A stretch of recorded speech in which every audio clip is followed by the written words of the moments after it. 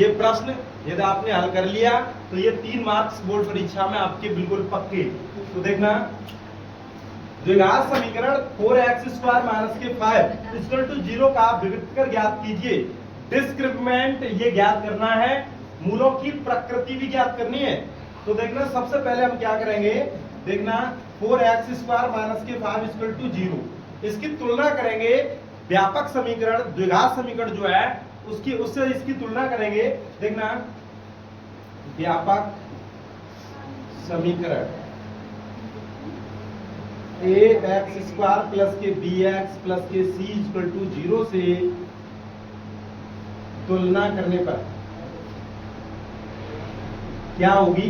देखना, a का मान हमारा कितना निकल के आ जाएगा स्क्वायर, तो और स्क्वायर, तो a का मान हमारा निकल के आएगा 4।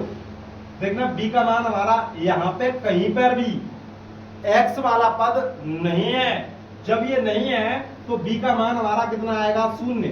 c का मान हमारा कितना आएगा, c का मान हमारा -5। तो इस प्रकार से हमने तीनों मान a b c के मान ज्ञात कर लिए हैं। अब हम देखना सूत्र लगाएंगे डिस्क्रिमिनेंट का, विभक्त कर d बराबर b² - 4ac।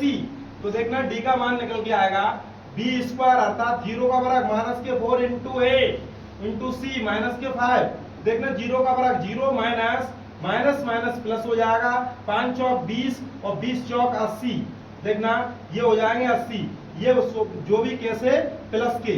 तो ये d का मान हमारा बड़ा है और वो 0 से। जब भी d का मान बड़ा आता है तो मूल वास्तविक होंगे। मूल कैसे होंगे, वास्तविक। तो यहाँ लिखेंगे मूल वास्तविक होंगे।